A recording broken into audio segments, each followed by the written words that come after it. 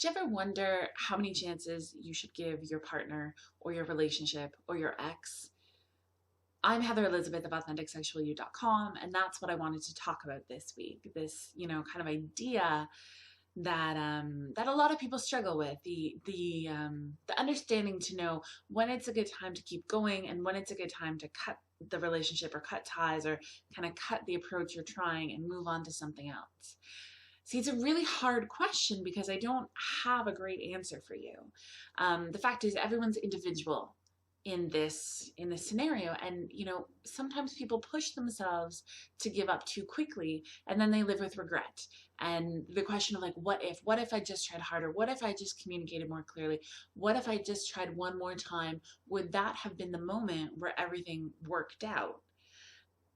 Other people, they keep trying and they keep trying for a variety of reasons, and then they become resentful and bitter and jaded, and kind of do a lot of damage to themselves and their authenticity in different ways. So this is a hard question, and that's why I don't have a cut and dry answer for you. The answer is it's individual, and you have to figure that out for yourself. What I do have is ways that you can figure that out, so you can kind of decide for yourself when it's time to move on, when it's time to keep trying, and get a little more clarity in that.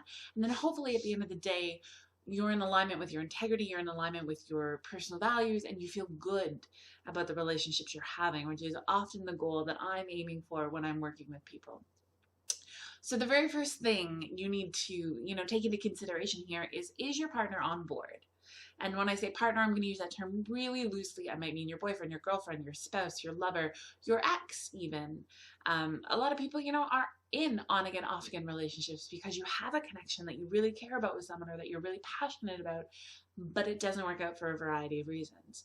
So number one, is the other person on board? If you tell someone that you want to be in a relationship with them and you tell them that you want to work on something with them, and their response isn't, met with equal commitment and equal energy, then what you're doing is throwing good after bad. And the other person, for whatever reason, isn't there with you. And then you can't build a partnership based on one person. So number one, if your other person isn't on board, it is time, it's probably time to step out of this relationship and to move on to something that's a better fit for you. And in the long run, that's a great way of taking care of yourself when it comes to relationships, making sure you're in relationships that are good for you. Number two, communicate very clearly what you want and what you're hoping for.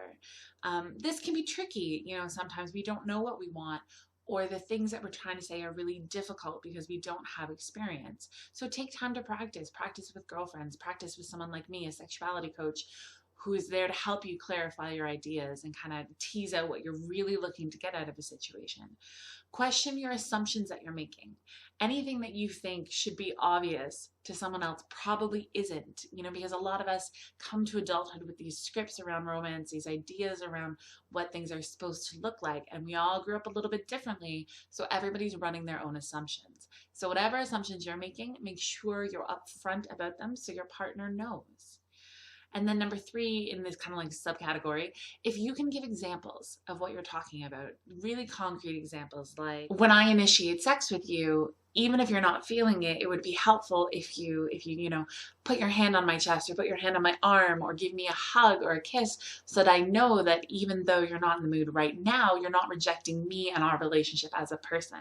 That's a really great concrete way of telling your partner, what you're looking for, how they can support you, and how they can be true to themselves while also balancing your needs in this situation.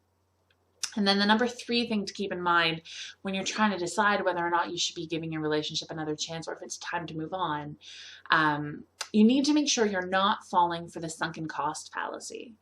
So the sunken cost fallacy is this idea that at some point you've put so much energy and so much effort into something, you literally have no choice but to follow through with it. And this can be absolutely true about building projects. This can be true about car maintenance. This can be true about taking classes, or this idea where you've put so much time and you've put so much effort into something, it just makes the most sense to get through the other side and kind of like make the best of the situation. This is absolutely not true when it comes to humans, and it's not true for two reasons. Number one, there are better opportunities out there. Love and connection are not scarce. There are so many people in this world. There is no need for you to sink your time and energy into another person who doesn't want to be there with you. And I know when you're operating from a scarcity mindset, it can be hard. It can be really hard to think about the abundance that's out there, but trust me, it is. And then number two, people don't change if they don't want to.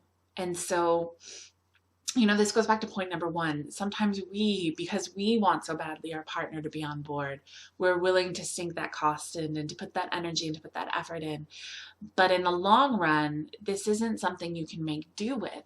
If your partner isn't going to change on this, setting yourself up for a lifetime of hurt, a lifetime of always yearning for that little something more, that's not being true to yourself, that's not being, in integrity with yourself, it's not being authentic.